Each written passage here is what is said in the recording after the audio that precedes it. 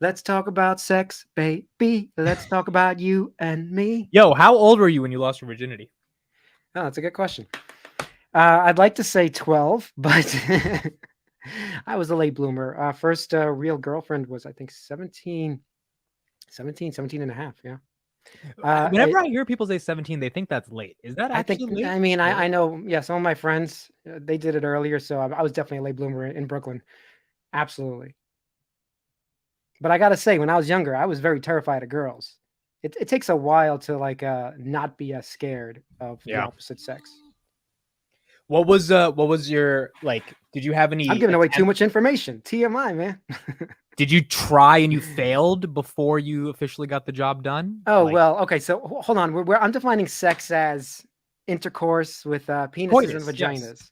But Yes. other things happened that were, in those areas at a younger age. But it just Okay. never went to completion at like 15 or 16. Like, so had not girlfriends, but, hookups, that kind of stuff. Right.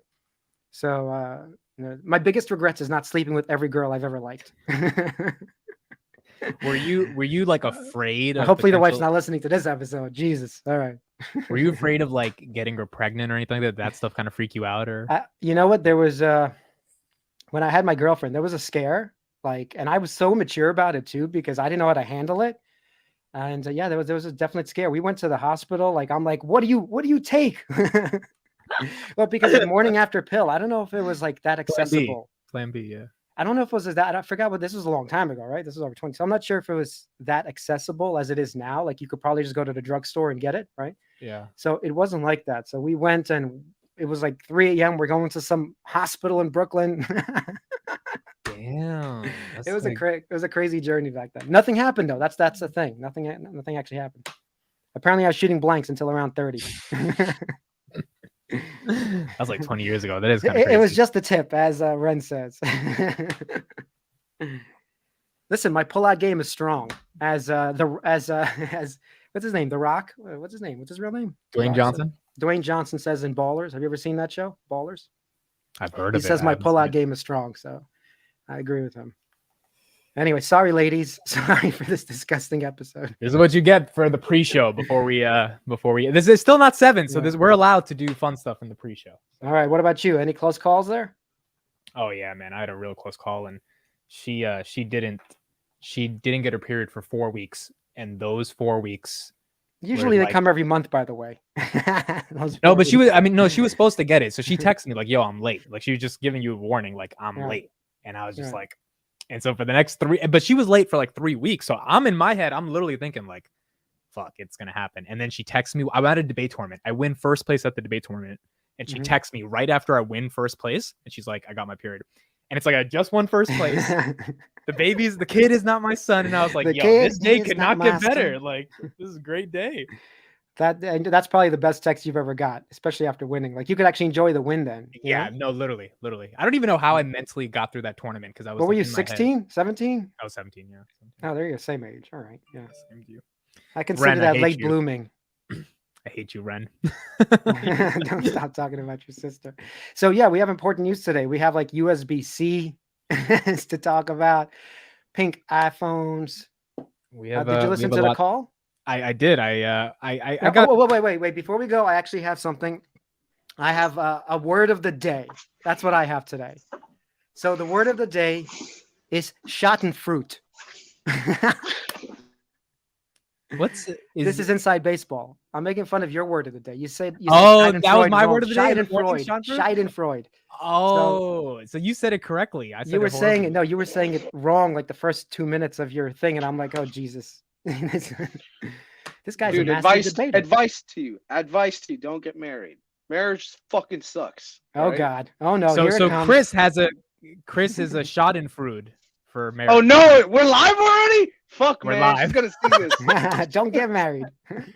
Chris, why don't you want to get married, bro? What's wrong with getting married? I am married. That's why I'm telling you, bro. Don't do it. Don't do it.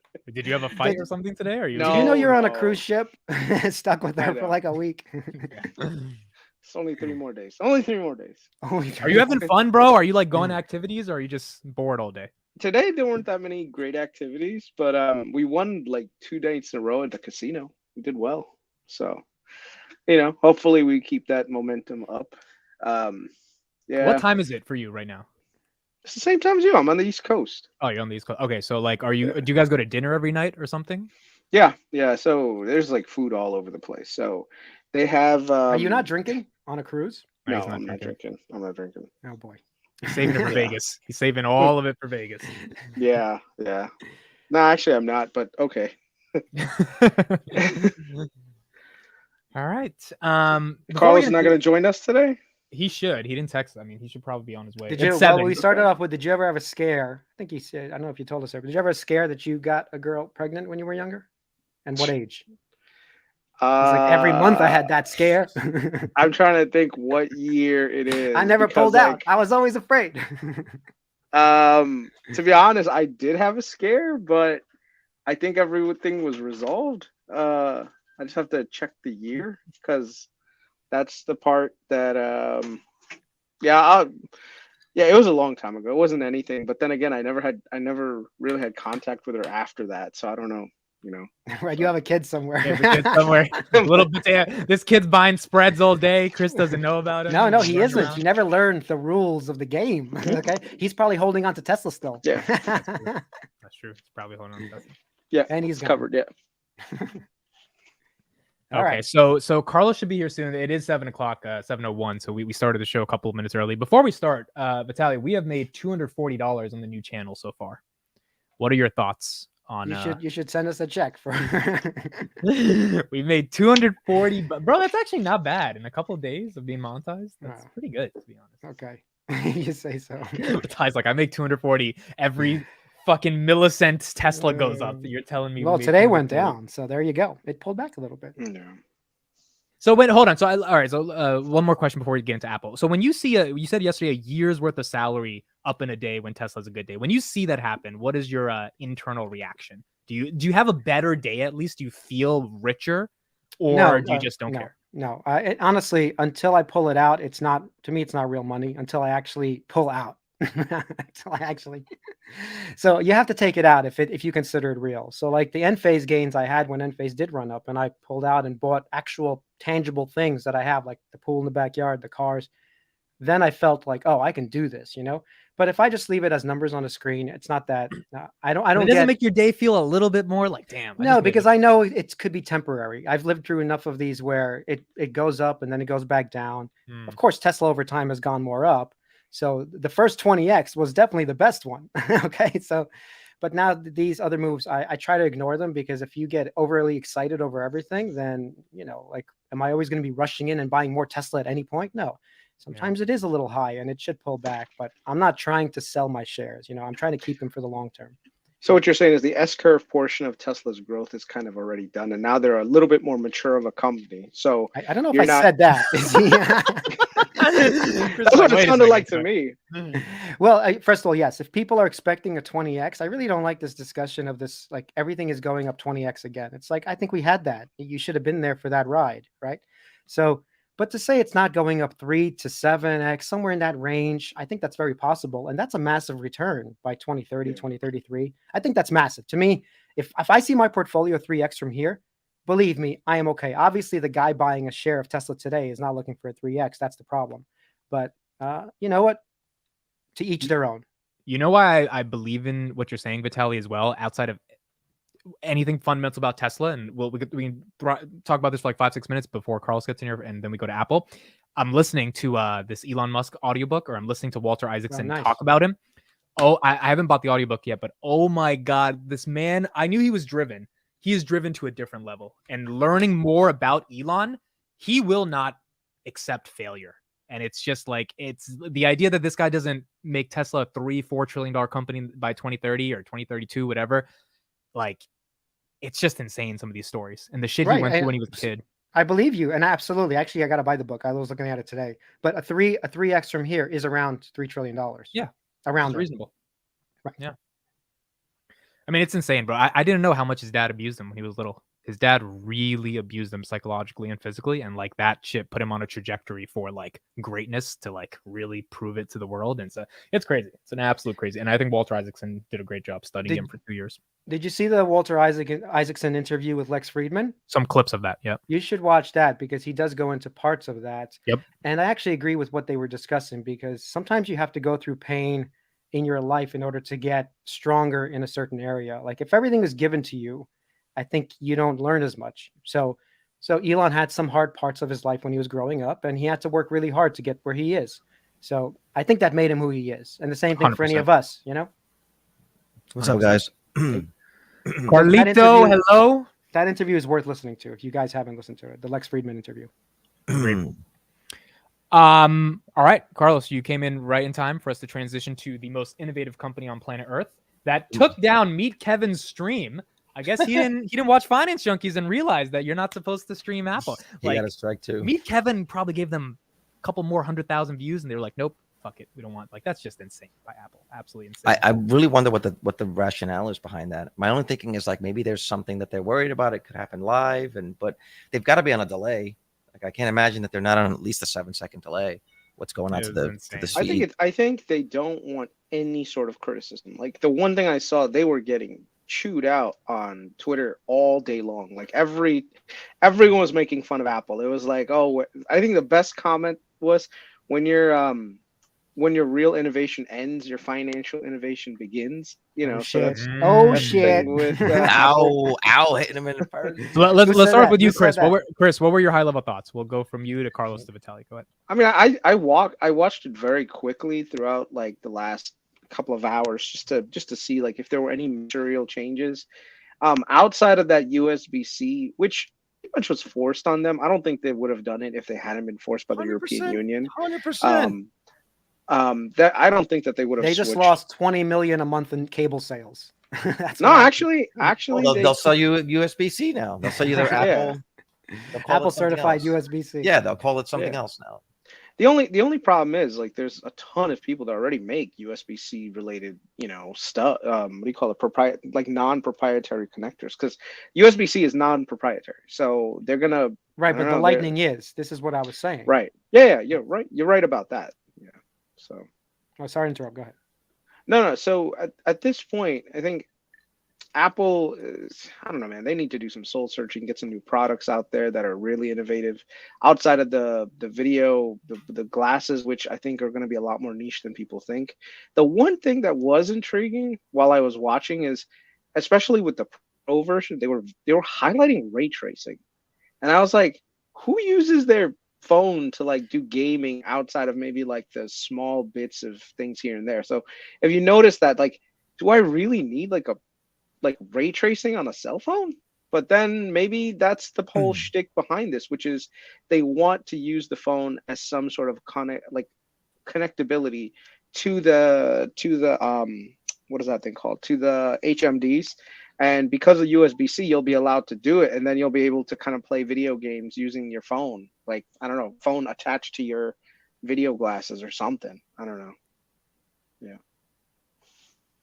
They brought back a button as well. It's called an action button. VITALY, what were your thoughts on the event? Well, I didn't see the whole event. I saw parts of it. The one thing I do like, I started watching it in the beginning, but I was like, I'm just gonna wait for the 10-minute CNET supercut.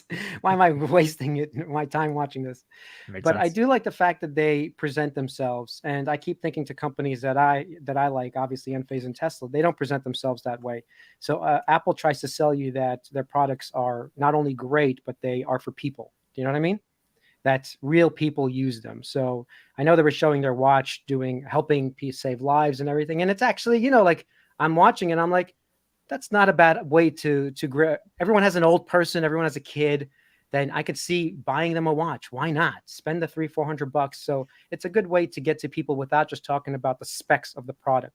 So I wish other companies took some advice from Apple and did some of that marketing too. And I keep thinking of Enphase because all they market to is the sun.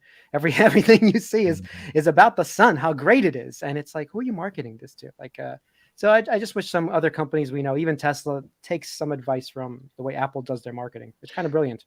So someone said Apple the next BlackBerry. No, no, no, no, no, no, Yeah, no way. Not that's not even true. close. Not even close. Yeah. There is no competitor out there that makes better phones than Apple. The problem is Apple is just not at the rate of growth that it was previously outside of their services division, which if they capture more market share of their phones, then they'll be able to grow their services business, which is also high margin revenue. So there is a bull case behind Apple. It's just not at the current valuations, only because their growth has slowed down to the point where it's literally a trickle now. So Well, if they, yeah, go ahead. well, let Sorry. me ask you about this growth thing. I mean, we can get to cars, but their growth is what? It's still 10% or so? No, it's Somewhere 2%. there? No, it's in 2% top line revenue. single digits at this point. Was that now, or are they projecting more for the future? I'm just No. asking. No, They're not it's going to be projecting- 3% over the next year.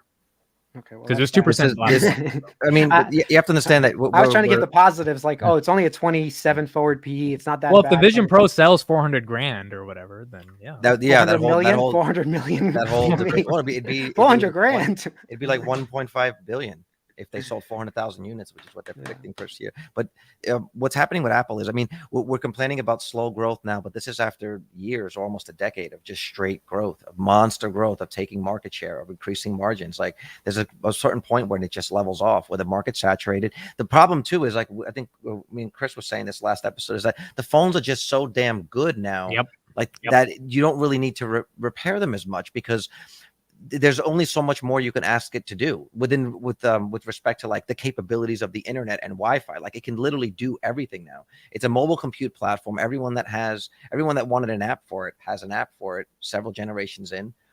There's like literally nothing left for it to connect to, for it to do. It's a very, that's kind of scary, bro, that we got to a point of capitalism where like we don't know what else to grow, and it's kind of like, where's the world going from here? But that to me is an indication of why they're pushing the Vision Pro so hard, because now they understand that they need this S curve on top of this, because otherwise this is going to just remain flatlined. I mean, they'll get some new customers just because every year, you know, people have kids that get older and you want to get them in the ecosystem. People's phones do break at a certain point, but it's not going to be enough to say that they're a growth company, and then they'll be valued as a value company, which for the most part, that's what they are right now. I mean, at $3 trillion, you're not buying them looking for returns.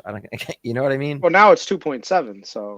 Okay. So at 2. But So- even at 2.7 trillion, you're not buying them looking for a 2x.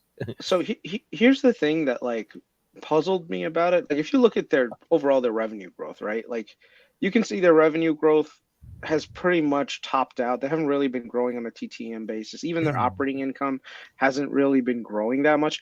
But you know, this is where those share buybacks and those massive share buybacks, they do impact the stock price. So if someone is in it, remember, as the share count goes down, you make more money per share, right? So if you look at a company like AutoZone, you would think like, oh, you know, it's not really the most appealing business, right?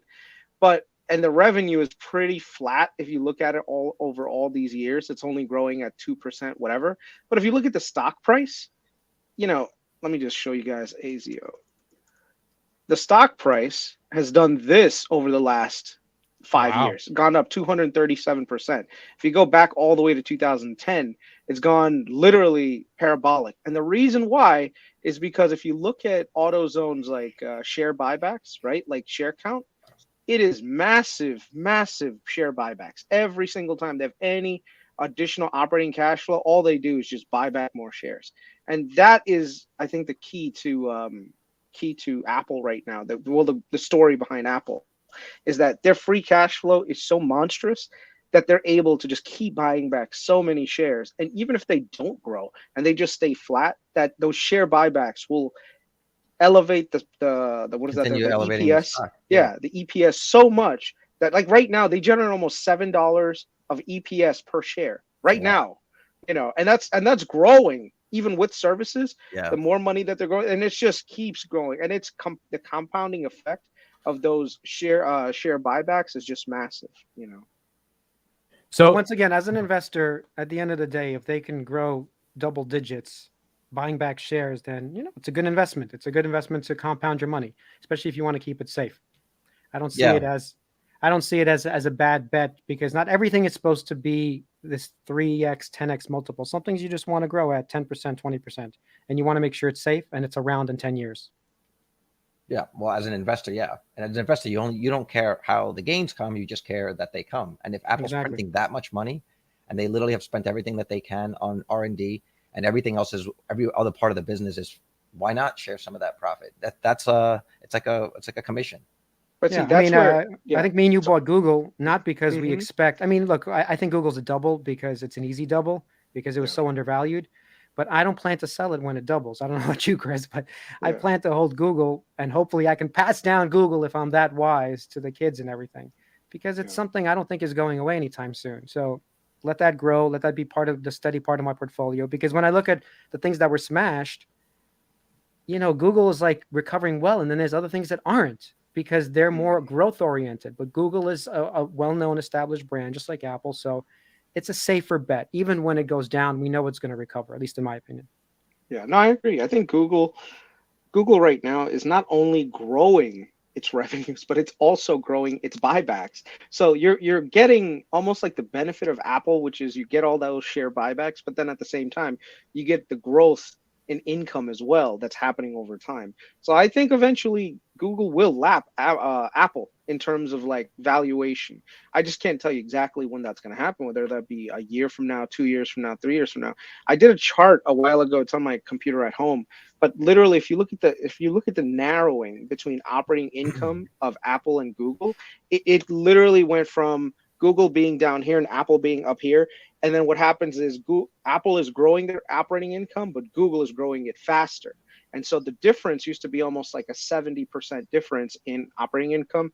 And now it's only maybe like 25-30% difference. So that's the key to Google, which is they're still growing their operating income like crazy. So that's the one you kind of want to be in. And I think a lot of funds may be recognizing that. Like if you look at Ackman's just buying up Google like right and left. And I think Is these he still bigger doing that, or guys, that was last quarter? That was when it was more that was down. last quarter, and I think he's probably still gonna keep doing it, man. So So before we transition to Google, because I have a topic I want to talk about on that, to put a wrap on Apple, is there anything in this event that made you more excited or not, or it's kind of like they just had to do the event to do the event, and we'll see what happens with the Vision Pro? There's just incremental yearly updates. Okay, That's cool. what it is. Yeah. I may end up upgrading, but that's primarily because I'm at like a 10 right now. So I'm like Yeah. 5 years behind. I figure 5 years is enough, and my battery's at like 70 something percent capacity now. So because I don't have a removable battery, if I had a removable battery, I'd just switch that fucker out, and there you go. I'd keep this for another 5 years. Right. I'm not gonna buy something I don't need like a lot of extra shit on. Like I know a lot of the stuff that they have on there is like, oh, you can do this, that, and the other thing. I'm like, bro, I probably not gonna use those features. So I haven't upgraded in forever, and my Face ID no longer works. Like my daughter dropped my phone so Oh, much. I hate when that happens. Oh, She dropped I it had that so much that it won't work. So I'm putting my passcode in for everything. It's actually more inconvenient. What do you have, a 12 or 11? I think I got the 14. I bought this So- one. I upgraded to this one when she was born because I was taking pictures and they weren't great quality. And I'm like, I really just wanted to upgrade it to have the best possible quality and shoot 4K in this like really a short period of her life that's so important. I wanted to have the best quality images because I'm like, in 20 years, they're still going to look old and dated. I should at least get the best quality. And then I don't know, about a year ago, she smashed it, and now it's on its last legs. But same as KRIS, like it just works. That's the thing. This phone just works. I've never experienced any slowdown. I get very few app crashes. Like the capacity is great. The storage, I have no qualms with the phone. But I might upgrade just because I think I'm due for one now. If I wanted to, now would be the time to do it. And they have a plan where you buy one get one $800. Yeah. as long as you make all your payments. That's what I did with my wife. We just got two phones, and they were like $1,500 a piece. But if you pay all your payments, then one of them becomes free, and they get like $700 a phone. And keep in mind, they're still making money on that. So the people that are paying full price, $1,500 for an iPhone, like these phones cost them nothing. I can't imagine that this phone costs them more than $100 to make, like labor. I think it's more than that, but still, to your Face ID thing, I'm glad you brought that up because that shows how Apple is so against repairing things. Because my thing also broke, that's why I upgraded. Before I upgraded, I sent it into the repair shop, and there's iPhone repair shops, right? They won't repair Face ID. Well, no. So they said if you are lucky and the cable slipped out when you dropped it, Yeah, we'll fix it. If not, there's now IDs. The Apple hardware puts a certain ID that it can't just replace that part only Apple can do it, and they don't want to do that. So the repair shop literally took my money and then sent it back and refunded me, said, we can't work on these phones because your Face ID, it's not the cable. You actually have a damaged whatever chip or whatever's in there. So here I had you the go. same issue. I had the same issue. I went to the guy. I said, can you repair this? He goes, if it's Face ID, we can't repair it. You have to go through Apple. So I went to the Apple store and I said, how much would it cost to repair? And he goes, it's $300 for the Right. for the new. I mean, key. it's a you see how this a scam works here. But the thing is, if specifically with Face ID, I understand why. If you open that up to allow people to third parties to repair that, that's a serious risk of security breach. That is like the first line of defense of all your passwords, of your crypto, of your They bank. can use that for anything, though. I'm saying that could be used for anything. That's one thing that I do understand. I wouldn't want some third party being able to service that particular unit, because then it becomes easy to create a system to defeat that bypass. And that's something where I go, okay, but I also didn't want to pay $300. I said, I'll just put the passcode in. Now I'm like, how much? I'll take the money because it's so annoying, you know. Here's $1,800. Everything. Yeah, I'm like, I'll pay double now, but I might upgrade. I don't know. I think at this point, I think that comment right there that David just made is exactly why Apple is by far one of the things that most people should have in their portfolio as a anchor, right? As much as I hated the event, I can't ever see myself moving away from Apple products. My whole system is Apple. I'm in the same boat. All my stuff is Apple related, and everything works so well with each other that now I don't even like. I feel like if I try to get out of the ecosystem, I would feel lost. And then there's an entire generation of people that Apple is convinced that, oh, if you get an Android, you're broke. You're a brokey. And so if you have an iPhone, you're special. And so everyone right now has a fucking iPhone. Like all four of us have an iPhone, right? I don't want to see those green bubbles. You guys watch Fresh and Fit, the Fresh and Fit, and like whatever. Yeah. There's a whole thing, and like periodically comes up where a girl's like, yo, if a guy pulls out an Android on a date, he's not getting laid. They're like, no. They see that, or if they see the green bubble, they're like, no.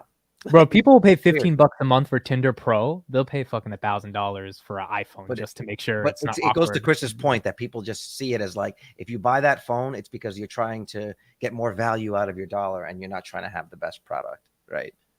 Yeah, it's this marketing perception that Apple just really hit out of the park when it comes to people, where they somehow convinced you that Android is an inferior product compared to Apple. And I'm granted, I would say about 75% of all Android phones are complete trash. Okay. But there is the cream of the crop Android phones out there that have way better specs than Apple's does. So, and also like if you go like outside of the US, I think in the US, everyone has an iPhone now. So it's not nearly the status symbol that it used to be. But if you go to India and you have an iPhone, and we had this discussion. It's just like a Tesla. Tesla used to be a status symbol out here. It used to be like, oh, you're driving even a Model 3. People see a Model 3 at a light. The BMWs were like checking it out. Now it's it's the Camry. It's a Camry. Yeah. And that's the thing. Like in India, back in the day, I'm not even back in the day, like a few years ago, if you had an iPhone, I was like, oh, this guy's he's doing really well in life. And like, that's the whole thing that Apple had. It felt like a premium luxury item. In the US, it's no longer like that because I think everyone has an iPhone. Well, you can buy the cheap ones or used ones. So anyone can get one. But the thing is like, what Apple did real quick before we go, we have hit 300, ladies and gentlemen. Okay. What they did was that was brilliant was with family, because like using FaceTime with my parents, which are old, like that's easy. So they made it easy to use that kind of stuff. So my kid, I didn't get him a phone, which I'm glad I didn't, but the Apple Watch has a phone on it. So he won't be obsessed playing games and browsing the internet. It makes it easy to do that kind of stuff, where with Android, I have to like process how to do all that stuff, Yeah, it's a good point. It's a really good point. In my family, the only person that has an Android phone is my dad. He absolutely refuses to get an iPhone. We have one of these too. I don't know what his hang up. We don't text told him, I was like, Dad, you'll have FaceTime and everything else. And he's like, no, I have WhatsApp. WhatsApp is fine. And I'm like, come on, man. Like you're the only one in the family that doesn't have. And I've tried to get this is gonna sound fucked up, but I've tried to get my mom an iPhone several times, and I think she doesn't want it because then she has no excuse to like not communicate with me. Like sometimes I try to get her on FaceTime and she's like, oh, WhatsApp, it's so difficult for me. I think if I made it too easy, then she'd feel like she has to communicate with me in a weird way. Because when I got rid of my old phone, I was like, I'll just give you my old one. I'll wipe it. I'll send it to you with a blank SIM card and just get it connected. Put your SIM card in it. and she like refuses. She likes her little whatever phone. She had a flip phone up for a while. She like. Well, once you get used to something, then then they have to learn something else, no matter what, even if it's an iPhone. She's like, I don't know how to use it, and I'm like, it's your finger, you know. But then she's always complaining about her photo album. My photo album, I can't find. I'm like, that wouldn't happen if we had iCloud. Like, I could just send you stuff, you know. Okay, but before we go to Google, I just want to spend 5 quick minutes on this because you brought up Zucks. This is the most downloaded apps, August 2023. Meta had 160 million downloads in 1 month between WhatsApp, Threads, Facebook, Instagram. I didn't even know this company that has the whole planet on their products could get another 160 million people to somehow download their products. Like, either the world is really big or Facebook's just amazing at distribution. What are your quick raw reactions as you're looking at these numbers around downloads? Do software updates count? No, updates do not count. These are new downloads. Yeah, these are from app figures. Well, yeah, it could also be just new devices, right? You get Correct. a new device. Correct. Right. Correct. Yeah. I mean, No, I mean, it's amazing. The fact that they keep growing, and every time they say, everyone's like, who's on Facebook? And then every quarter they come out, well, another 100 million people did join Facebook. 42 million people downloaded Facebook. The dead blue app. It's like, who doesn't have it? It's the Indians, bro. Indian people love Facebook. Like they still use Facebook for a lot.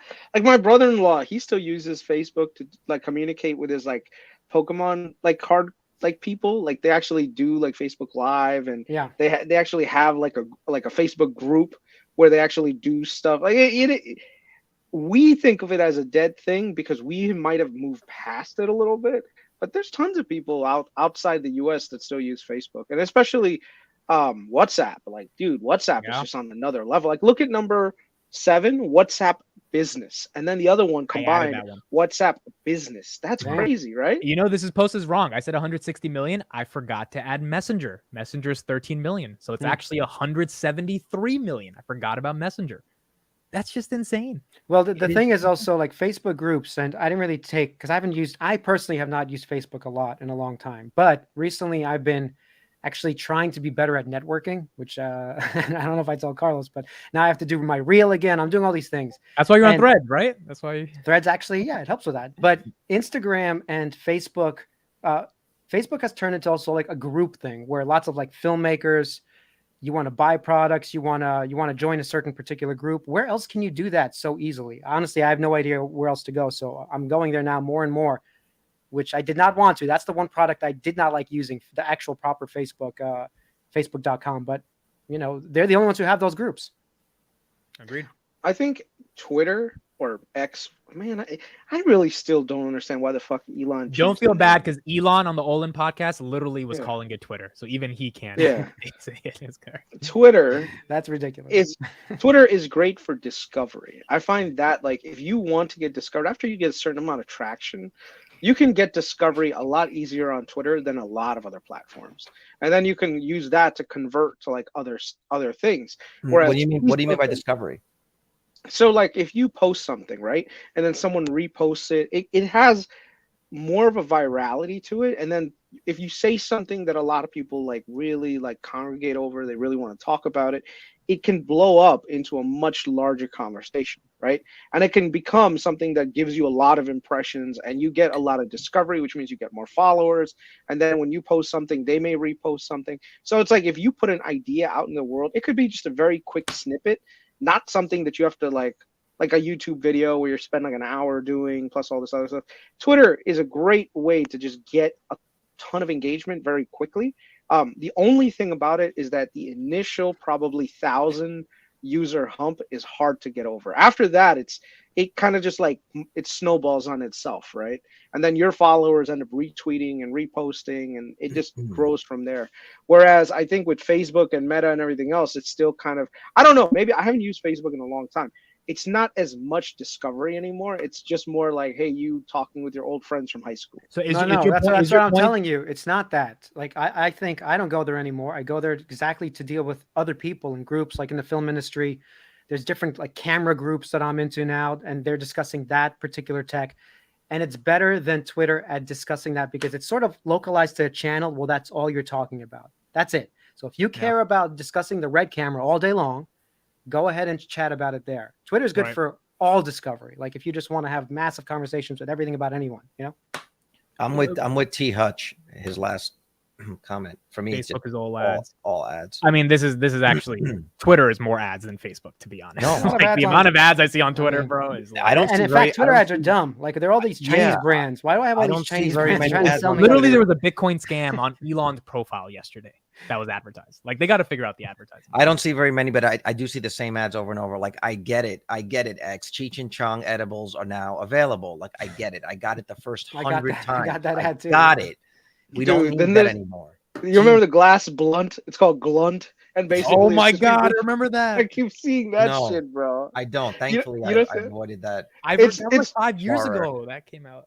Now all it is just a glass tube with like a corkscrew in it, and you just put weed in there, and then what happens is you just smoke it, and Like a instead of a like a roller blunt, it's just a glass blunt, and it's stupid. It looks stupid. See, you ads know, but- work. He bought it.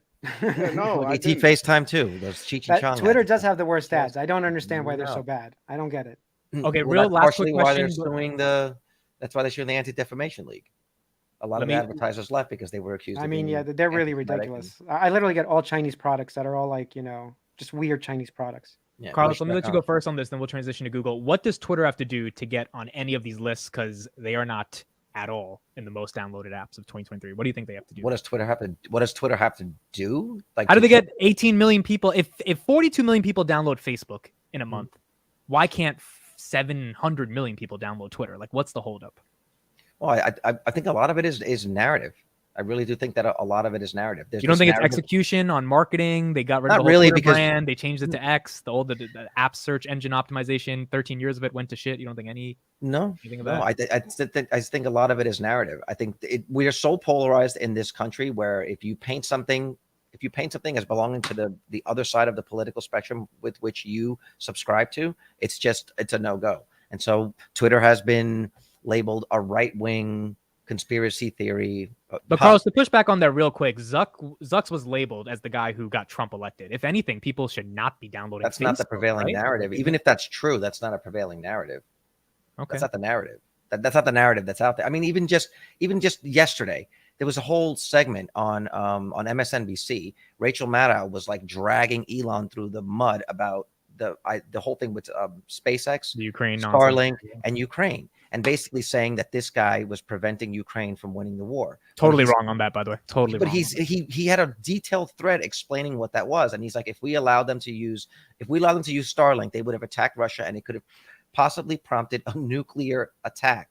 By the way, they also couldn't allow that legally. The United States has sanctioned Russia. Crimea is still part of Russia, so they legally could not have allowed Starlink in Crimea.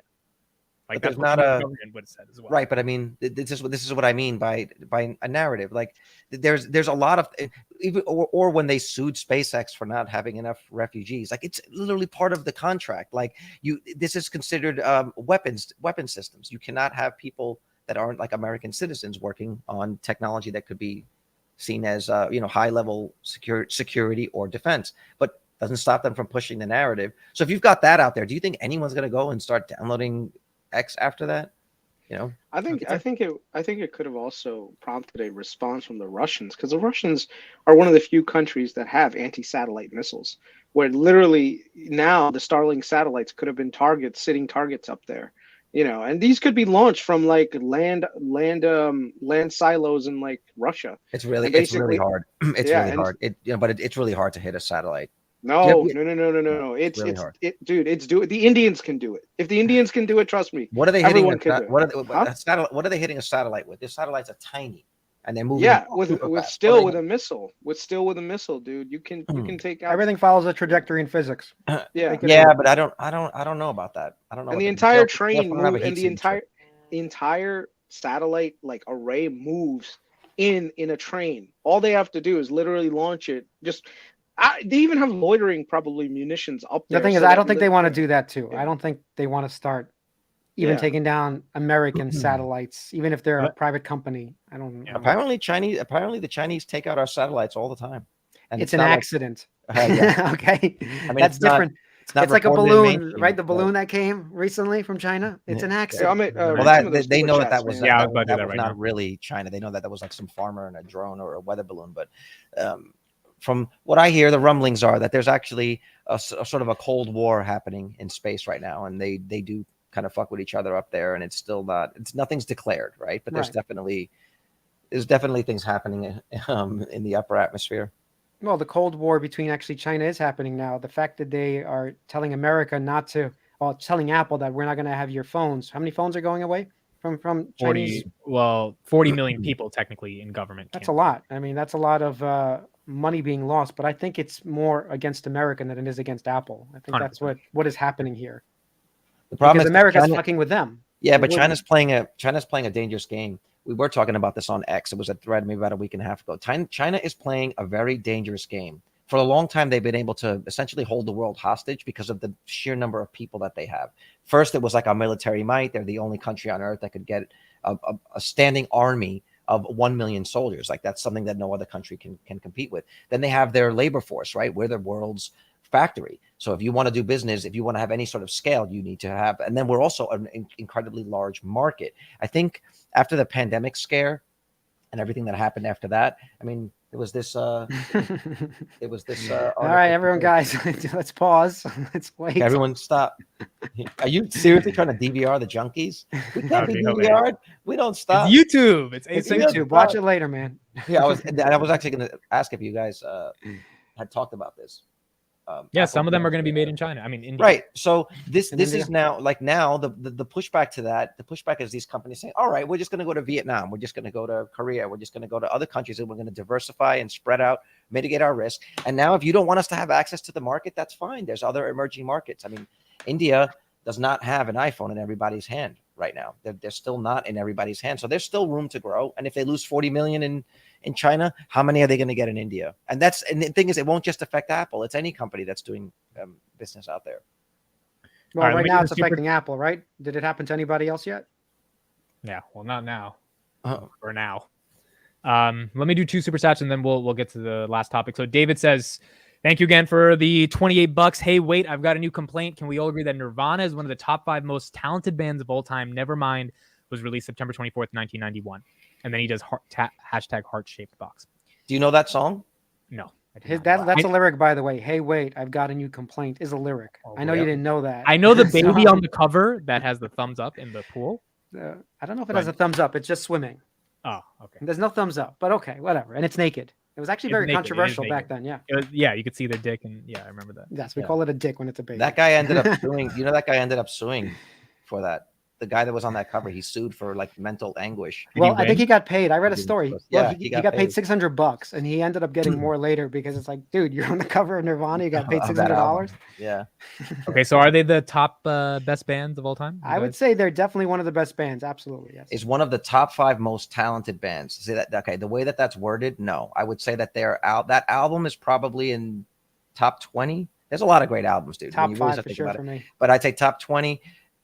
Bands, I'd say you could argue top 10, but most talented, technically Who's speaking, your top band? Who's your top band? Mine is Linkin Park. I love Linkin Park. Top band, like top. They're good, but you know. I would have to say I just feel like if you're talking about like the top most talented band, or like it has to. He's be like Tool. Enya. My best band is Enya. It has to be Tool. I think Chris is frozen. Am I wrong? Chris is frozen, yeah. The boat went down, guys. The boat just blew up. Chris, Starlink went down. China just shot it down. Right. They heard the conversation like, you think we can't shoot your satellite? Yep. Mine would be Naked Brothers Band. Have you guys heard of these guys? Naked Brothers Band. Okay. Yeah, on Nickelodeon. Dude. You got to check these guys out. I think in the comments, do you not agree that Tool is probably the best band in the last like 20 years? Like seriously, in terms of top musicianship, lyrics, Prodigy, come on. I mean, they got some good songs. They got some good songs. Yes, Metallica is a better band. There are some bands that have good songs. Backstreet Boys. They had some good songs. Yes, I think Metallica, if I'm going to talk about everything in my childhood, Guns N' Roses, Metallica, Nirvana, Tool, and who was the 5th one? Pearl Jam. heard of Tool. by the way. You never heard of Tool? Oh, I love never heard Pearl of Jam, man. Tool. I'm talking about back I'm gonna in send you. the I'm gonna 90s. send you. Those I'm gonna bands send were the you best. a video. It's gonna like seriously, Tool. If you're like honestly, if you're into like philosophy and you're into like high level thinking, there is no one better than Maynard James Keenan in terms of the level that he writes his songs. They're just good, but they're not for everybody. That's above the and thing. He's gonna beyond. have Oh, to the like Beatles. hard How did music. you guys forget the Beatles? I actually don't. Greatest like the Beatles. band Not of a all Beatles. time. No, Yeah. not a Beatles fan. Not a Beatles fan. Wow, yeah. you're not Beatles fans? No. I like You some guys of their say I'm bad songs. music at taste. You don't like the Beatles? No, That's they were pop.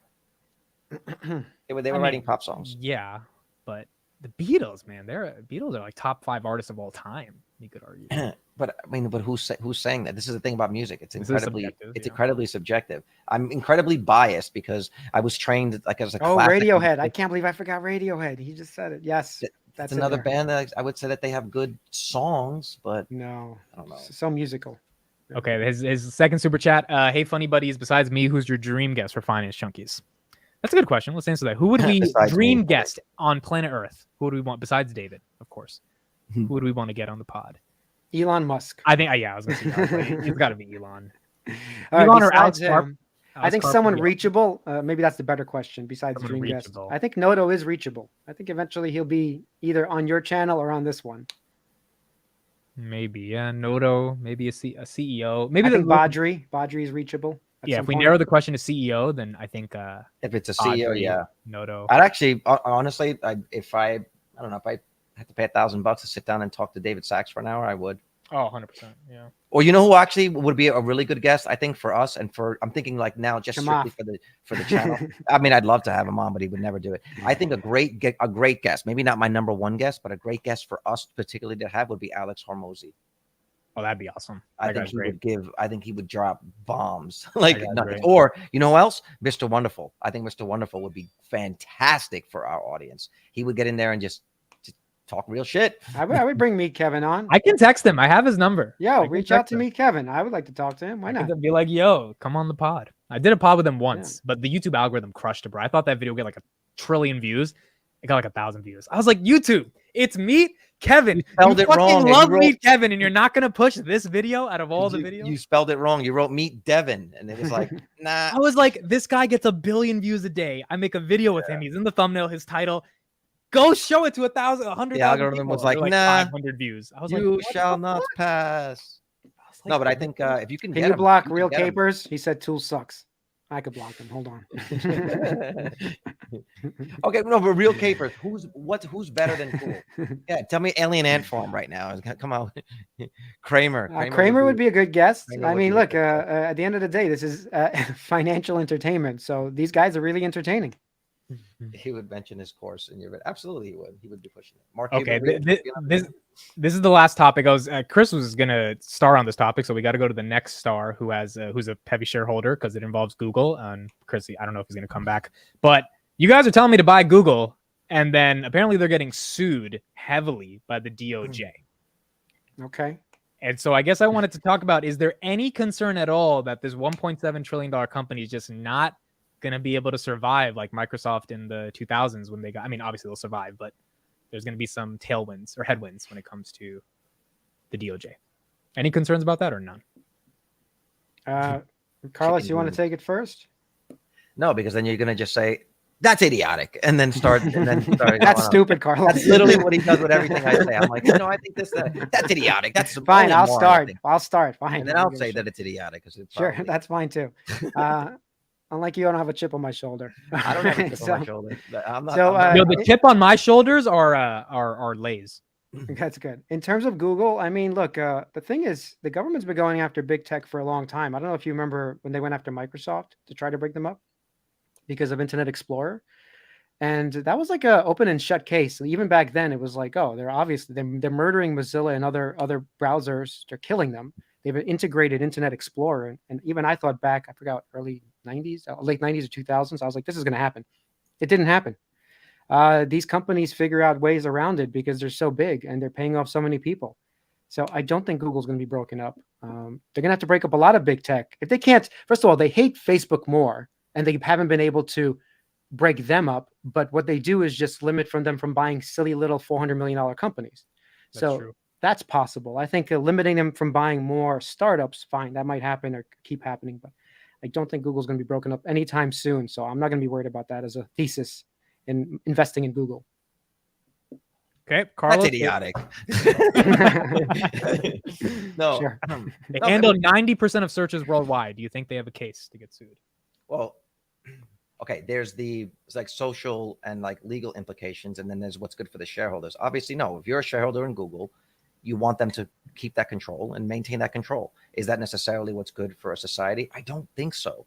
I'm telling you, we are moving towards like a digital authoritarian state, and we don't even realize it. We're marching straight towards it. And the issue that I see is that as much as they try to catch these guys on antitrust, I don't think they actually even really want to catch these guys on it. I think they're all invested in Google. They also love the access that they get to the information that Google collects for them. Because having these tech companies were actually an amazing tool for the government. The tech companies are allowed to do things under the guise of business and terms of service that the government could never get away with. And so I think as much as they try to call them out on the news and have this big public show where they bring the CEOs there and they yell at them, I think it's all just theater, because at the end of the day, they love the access and the granular data that they can get on specific people. They also love the fact that there's a breadcrumb, right? On these guys' servers, there's a breadcrumb of everything you've done, every search you've ever had. So if you have a political opponent or somebody that you want to research, you can go back in time and find anything that you've ever wanted to know about that person, which I don't know, which I thought about this the other day too. Maybe this is off topic, but it's a question for you guys. So I was driving the other day. I was driving home and I thought about, like, what if I got pulled over, right?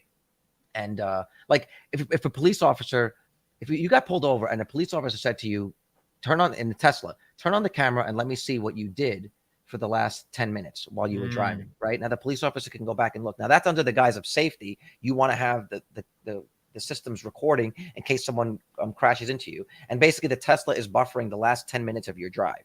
So if you hit the record button, it saves the last 10 minutes of your drive.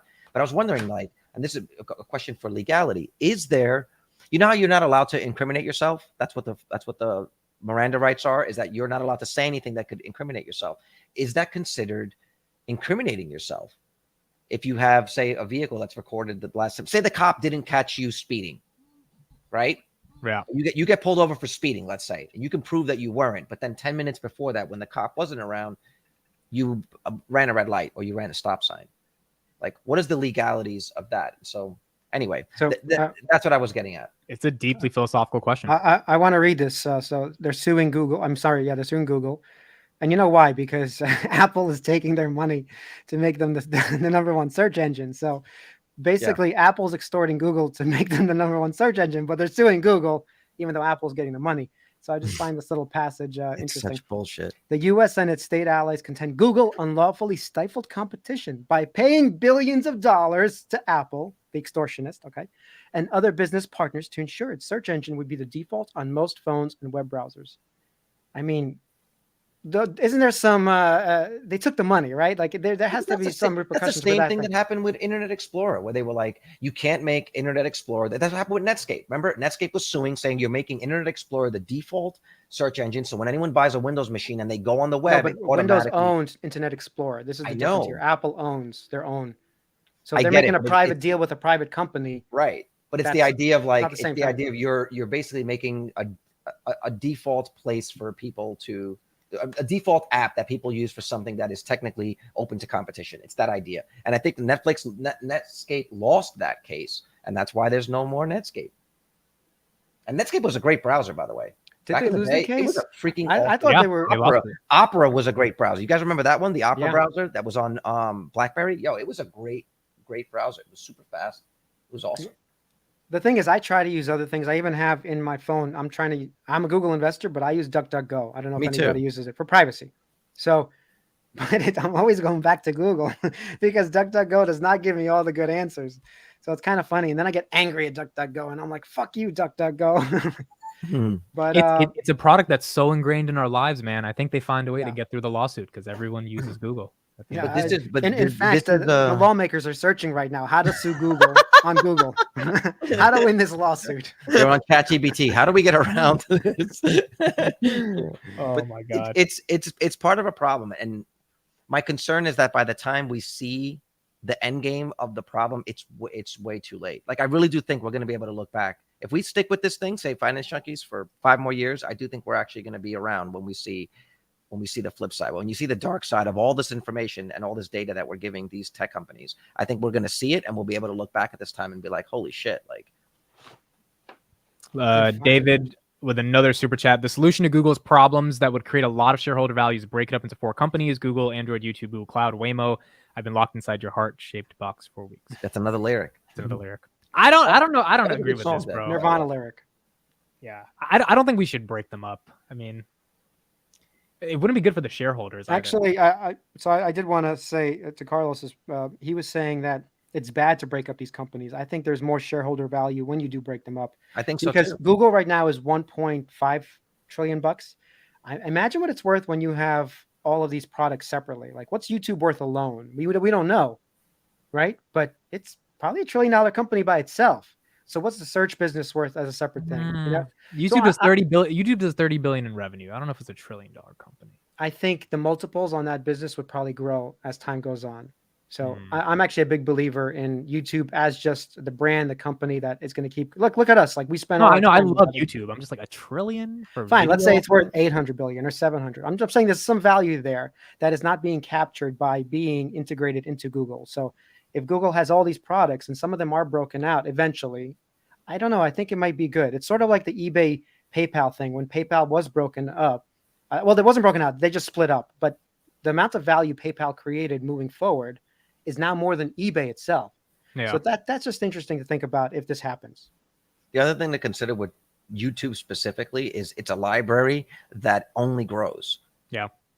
So Okay. now imagine 10 years from now. I mean, I forgot what the number is, but it's a ridiculous number of terabytes are uploaded to YouTube. 500 videos per minute, 500 hours of video per minute, which was Okay. 2019. Now it has to be like 1,000 hours. of Okay, so video. say it's 1,000 hours, right? 1,000 hours of video uploaded every minute? a minute. Yep. Every minute. Now times that by a day, a week, a year, and then fast forward that at an accelerated pace for another 5 or 10 But years. that might be the problem with you. Their costs on YouTube might be insane to the point where YouTube's not even profitable. No, because hard drives continuously go down in price. Like Data storage servers are going down. it just Storage goes is going down. so Internet much prices are cheaper. going down. That's And all. partially because they're buying all of this, right? They need petabytes and petabytes. I don't even know what's after petabytes, but we're going to find out what's after petabytes. But I think it would be very retail. I think a ton of retail investors would buy YouTube. I think they would love buying YouTube, the stock. Someone mentioned, by the way, Waymo would go bankrupt. No. When these breakups happen, or if they even split, Waymo still could be with the main Google search. It doesn't have to go anywhere else. It's not a profitable company. It would stay with whoever is the profitable company as the side bet. So it's not like everything just gets broken up. It's more like when Microsoft and Internet Explorer were under, when they were being sued for antitrust, Internet Explorer had to not be the main thing. That had to leave, right? Mm. So it's only one thing or two things that has to be broken up. It's not like every little business they have has to be broken up. Think about this for a second. Okay, so let's just picking up our conversation with like Dojo yesterday and like what FSD 12 it seems to be pointing to. Now you have an AI that can train on just video, right? So imagine you take that instead of feeding it video data on cars driving. If you could have a system like that, AI that can train just with video, and you give it access to the entire YouTube encyclopedia is essentially what it is, right? The entire YouTube database. Think about what you would be able to ask that thing to do. You could actually have it create TV shows. You could have it create podcasts. You could have it create. There's a lot that becomes open if you can train AI just using video. That was something I was thinking about. Yeah. So you're saying if Google takes the world's libraries of videos and they train some type of AI. Like right now, most AI is still rules based. It's trained by rules. There are human beings that are giving it rules and putting up the guardrails. FSD 12 is saying, look, here's a bunch of videos of cars, of humans driving correctly. Now take control of this vehicle and get me from point A to point B, and understand what the rules of the road are based on what you see other people doing. Same sort of deal. If you've got, let's say Disney, for example, right? You take Disney, you give it access to all of Disney's movies, and you say generate an AI movie, generate a CG movie based on these movies with these themes and make it work. Like I pitched VITALY, that the idea of that movie that I want to do. I was thinking the other day about like what I would do if I was like independently wealthy. I was like, this is what I would do. I would probably make this movie. I mean, if we had text to video, I could use that prompt, that writing prompt, and tell it to write me a screenplay, then take that screenplay and tell it to make me a movie. Instead You of want to take all the creativity of human beings out of the process. He's buying Disney stock. That's exciting. That's exciting. I would be very excited if I could actually make the movie. But I'm saying the reason filmmakers make movies, besides the studios, is because they want to be creative to make the movie themselves. Yes, the studios don't care about being creative. I think, Carlos, you're saying it would help you get a rough draft for a screenplay, but I don't think you would literally use the screenplay. He's like, fuck it, I'll use the whole thing. No, I mean, what I'm saying is it's getting the credits are like ChatGPT at the end. Story by ChatGPT. The credits are like, this is a film by Carlos, ChatGPT. ChatBT, ChatGPT. Oh my God. Yo, David, I don't know what you do for a living. Why don't we have David on and he tells us what he does for a living that he can just afford to drop bombs like this? Well, he's got David, a nice little. He's kept it a mystery for like 5 months. I just want to know. No one can drop $80 on a stream and is not like worried about. What if it's all on credit card and he's just willing to just let it all burn down? No, I don't think people let you do that shit. Like, okay, he says, hey, Amit, if you become world famous Nirvana karaoke singer, you better remember that I'm the one that made you famous. With the lights out, it's less dangerous. Here we are now. Entertain us. I feel stupid and contagious. Okay, what I think, Nirvana, what I think baby. you owe. You know what I think, Amit? I think I'm nominating you to do a Nirvana song during karaoke and then send the video to David, or maybe we'll live stream it. I have to do it. We definitely have to do karaoke now. I mean, we absolutely have to do it now. All these songs. What? Oh, what do we got here? That's it.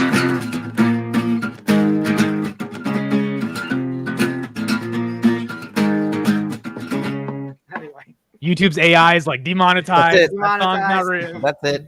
Luckily, I messed it up a little bit, so it won't be just totally enough. demonetized. Let me On purpose. Speaking of karaoke, let's end it out with this. I did sing on the morning open stream today, and I just want people to catch 8 seconds. I'd almost rather hear the cowbell. I feel like this is me singing a classic song by Green Day. So here we go. Historically do. So yeah, wake me up when this is all over. We'll get back to work in October. All right, I want to wake me up when September ends. It's it's a good song. That was a good song. That was a good song. That was good me singing that song too, yeah. right? It's a good song. It's a good song. They've got a lot of good karaoke songs. One of my go-tos is Time of Your Life. When it's ending, like my third song, when I'm like completely hammered, I go up there, I sing Time of Your Life. I just end the whole show. We should do a live performance. I think that's what people are waiting for. We got to do it. We got to do it. Just got to find out what drums are right back there. Let's do this. Chris looks like a bassist, though. I think Chris would be. Chris definitely looks like a bassist. He looks like the bassist from Metallica, actually. Wait, but Vitaly, you can really play the guitar? Like you know how to Besides really messing up now, yes, I can play the guitar. That's so cool, bro. I want to learn it one day. I took lessons when I was little, but then I stopped. You can do it in VR now, so don't worry. True. You can tell AI to play for you. Rock Band, if you guys have never played. Oh, I remember that. Guitar Hero. Yeah, I used to have them. So much fun. Too much fun. I kind of missed that game. That was a great party game. That was a fun game, bro. They sold so many units. That was such a great you got to try Smash Drums. No joke. It's a good VR drumming game. And Carlos, you would enjoy it tremendously. But I'd rather play guitar because I play drums in real life, Yeah, it's still nice. Like I've been rocking it at night. It's been kind of fun lately. Thank you, everybody. All right. I probably do. I think I would agree with that assessment, David. That I have the best thing. Well, we'll see. Well, you're gonna hear me and Vitaly. We're gonna go at it. We'll do a duet. Sure. We'll do a duet because I've sang. I've sang in my band. I once put up my songs, by the way. I did. I put up the songs. Maybe it wasn't here, but in the Discord, me and Carlos and I think Sonny, we were all sharing our music. We all play, so we were sharing our music that we've recorded over the last 20 years or whatever. I'm gonna put the link to my former band from Spotify. How do I do this? Share. Oh, I guess. Okay, cool. This is my former band, Underknown. That's the name, Underknown. It was Underknown. That was my. I was basically in two bands. It was Underknown, and then I had another band called Before the Drought. This band, Underknown, and you'll hear me singing. So we're two singers on this. Yeah, metal. Yeah, metal. Well, this stuff is metal. Dex. This stuff is metal. So You'll hear, I don't play metal anymore. So Carlos is still playing metal, but I had like an acoustic guitar rock band. So with our there you go. friend Duke. It's actually, yeah, with Duke, with Carlos's old friend too. We were called GNR, by the way. Get Naked Robot, GNR. So go ahead, check it out. See if you like it. Stealing the shine. So there you have it. Yes. If you want to hear me screaming my head off, where do I scream my head off? I scream my head off on Ruptured and Human Olympics. I go ham on that one. I'm gonna be listening to that tonight. And to hear my softer side, that last song, Improvisation, it's all guitar. I played the guitar and I sang 2 voices on that. So that's the softer side of Carlos. And I wrote that song about a girl. We prefer occasional hand job. We don't like under. I want to hear those songs. Do you have any songs from Occasional Hand Job recorded? No, I mean we know the songs. But we know the songs, but we don't. I don't think we recorded any of them. I don't think we recorded anything. I would love to hear those. We did 5 songs. We opened with Intense. That was Alex. Basically, Alex was this other guy. He's this guitar god, and he had like his own songs that he had written that like his band didn't want to play. And Vitaly had some songs that he had written. So we would do one of Alex's, one of Vitaly's, then we do a cover, and we kind of mixed it up that way.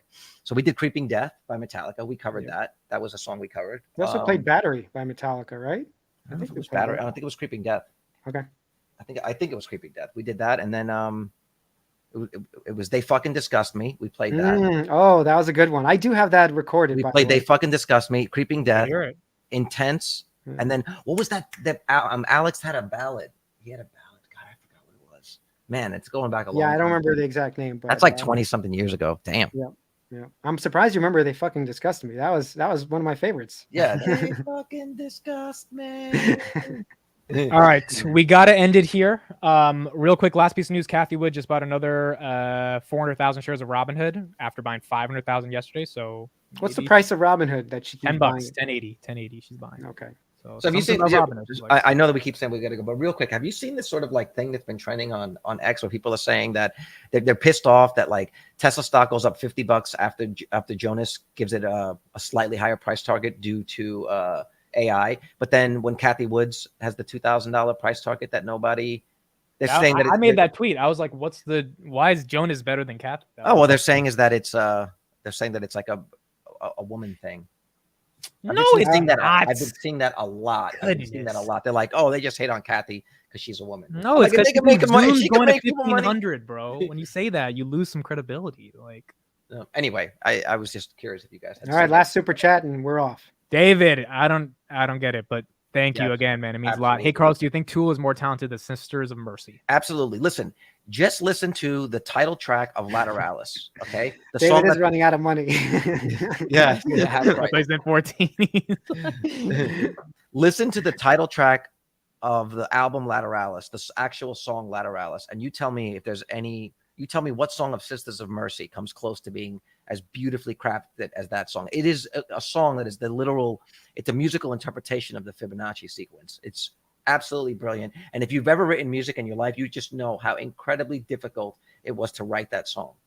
Do you know the backstory? Also, Danny Carey, I'm no longer into like metal, but Tool is the only band I could still listen to. And Danny Carey, the drummer of Tool, I don't think there's a better drummer than him. I've never heard a better drummer than him on any band. There are some guys that'll smoke that guy, but it's not about. It depends on what you. He's very musical, not just fast. He's super I'll give you an example. I'll tell you a guy that I think is actually on his level that has nothing to do with metal. Listen to Carter Beaufort of Dave Matthews Band. Oh, I like Dave Matthews Band. And watch him play. Okay. He is as much all over the kit as Danny Carey is, but it's just the music that's in front of it is heavier versus lighter. But yes, I do really think that Tool is way more talented than Sisters of Mercy. And if you disagree, please tell me the song to listen to. That would change my mind. Deftones is actually one of Maynard's #1 influences for Tool and for Perfect Circle. So I can give you something on that one. Yeah, he quotes Deftones. I think they actually did a Deftones cover. We should start a music podcast, and then Amit will be like the guy. What is that? Bro, out of Deftones, I'm like, are you guys being? It would just be reaction videos of Amit hearing like classic songs. Actually, I like reaction videos. You know, where they're listening to like this Tool reaction videos that everybody should watch. Do you have a link to that? You should post that. That's the one I'm going to send you. There's a link. Look it up right now. Post it in the channel right now. Like look it up. There's a link called Tool Fans Being Born. Well, post the link if you can grab it because that one is But so don't awesome. play it because you'll get demonetized. Yeah, well, you shouldn't play it. But everybody who watches Tool can respect what Tool does. You know? Yeah, this is the one. This is a song called "The Pot" that was on the album. No, 10,000 Days. I heard the song by Pink Floyd. What is that song called? With the time? It's called Time, right? Which one? The song, the No. iconic song by Pink Floyd. I heard it for the first time last year. What was it We called? Don't Need No Education. No, the one where they're talking about time. Talking about Oh, I don't know. and you missed the starting gun. What was it called? Oh, I don't know. I don't know off the top of But it was an iconic that's another song. one of that's another one of Maynard's influences. Was that's actually what got him to want to play, was hearing his first couple of Pink Floyd songs. Oh, it's called Time. I've watched every interview on Maynard. He's actually a very quiet, like low-key kind of guy, so it's hard to find. But I've watched. You know who did an amazing? If you really want the most incredible interview with Maynard ever, was done by Lars Ulrich. As much as that guy's kind of douchey, he is a great interviewer. Like Lars Ulrich, the drummer of Metallica, AMIT, because I know you don't know who that is. The drummer of Metallica did an interview with Maynard from Tool, and one of the best interviews ever. So good, so detailed. They're talking like inside baseball, inside music stuff. It was just awesome. Yo, it's so crazy. We will all die one day, and the content we will have consumed will be like 1 trillionth of all the stuff we could have consumed in terms of iconic films and music and culture. And it's like, it's wild. It's wild. I guess I got a lot more. Okay, did you ever watch that movie with Jim Carrey? When he Liar, Liar? Liar, was it Liar, Liar? No. It was Bruce Almighty. No, I haven't. I've heard of it, but I haven't. So in Bruce Almighty, there's a scene where he dies and he gets to meet God, and God basically says, like, asks him, "What do you want to know?" And he's like, he wants to see his file. He doesn't die. He just shows up in a building. By the way, whatever. Okay, fine, whatever it is. But he gets to meet God and ask him all these questions and basically get like metrics on your life, right? So you could just basically ask anything, and he says, "I want to see my file," and the file is like 4 miles long. Like if you could find any metrics about your life or on your life, what would you want to know? An example would be, what's the song I've listened to the most in terms of actual plays? Like how many times have I listened? You know, like that kind of thing. How many chicken dinners have I actually eaten? You know what I mean? Like, yeah. What metric would you want to know about yourself? How many movies have I not watched? Okay, we're gonna end it off on this. Everyone needs to watch Dawson's Creek before they Oh God. Dawson's And we Creek lost is half the the viewers. greatest show of all time. It's a Oh, coming right, of you did. age, Oh, teenage romance. Everyone watch it. I'll end it this way with a good movie. Everyone should watch Big Lebowski by the Coen brothers because that is a true classic. And I've seen that 20 times. So that's the one movie in my Rolodex where I've seen more than any other movie. So watch that. You know the movie I've seen more than any time? I had The Dark Knight playing in the background the other day because that movie, every time it's on Netflix, I'm like, fuck it, let's turn it on again. The Dark Knight. That single movie for me is Forrest Gump. Whenever I'd be flipping through the channel, wherever it was, I'd had to finish it. You where had it to was. finish it. Yeah, I just. I've had never to. seen it, but I will. I know there's Tom Hanks. Bro, I started the first 2 minutes last year and I got super bored and I was like, all right, fuck, this is boring. It's actually a pretty brilliant piece of filmmaking, to quote Tom Hanks. Yeah, there's some quote about "Run, Forrest, run" or something. That's like the iconic quote or something. So Yeah. Fargo's It's also good. good. Yep. It's worth checking out. All right, I gotta go pick up the kiddo. Bye. Bye. Good Will Hunting is also epic. Bye, everybody. See you tomorrow. Bye. Good night.